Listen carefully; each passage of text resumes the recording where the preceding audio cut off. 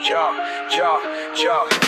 welcome to the show. It's Boston's Banter. But hey, let's get into week 7, and I got my weekly sleepers, bro. So let's break it down real quick. So for number 1, I'm actually going to go with a tight end. I'm going to go with Jets tight end Mason Taylor versus the Panthers, bro. I can see that. So I know Taylor's stats, they don't look the best for a tight end one. You know, only 21 catches for 177 yards, 0 touchdowns in 6 weeks, only 1 reception for 2 yards last week versus the Broncos. Granted, that was versus the Broncos defense that had crazy. 9 sacks and got to fields almost like every play. Something pressures, like it was insane. Bro, he had no time at all, so you can't really blame Taylor there, only having 1 catch for 2 yards. He was out there just running the whole time. It was crazy.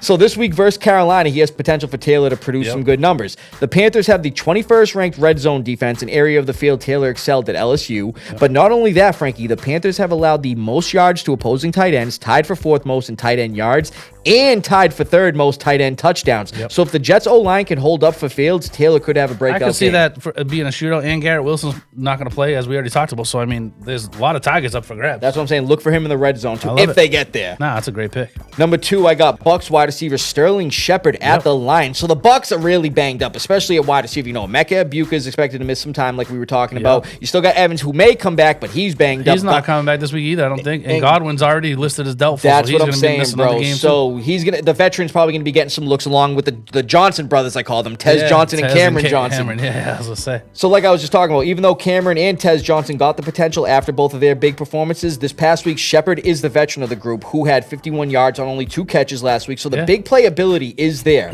Mind you, the Lions defense has allowed the 3rd most yards to wide receivers, and barring certain bye weeks and injuries that you guys may be dealing with, Shepard could be a good flex for certain situations this week. It's going to be one of those things where they're probably going to be playing from behind, or it's going to be some sort of shootout. So at the end of the day, yeah, I agree. And then number 3, I got Steelers running back Kenneth Gainwell at the Bengals. Okay. So Kenny G has been involved a lot in the Steelers' new offense. He has 176 rush yards, 3 touchdowns, and an additional 19 receptions for 79 yards on the year so far. So the volume is there. He only has 13 less carries than Jalen Warren. Mind you, the Steelers are going against a Bengals run defense that ranks 24th in the league and has they've allowed the 2nd most rush yards in the league, tied 3rd most rushing touchdowns in the league, and since he's been getting work as a pass catcher, at least 6 receptions the last 2 weeks, the Bengals have allowed the most receiving touchdowns to running backs this year. Wow. So Gainwell should have a good week. I like that. Yeah, absolutely.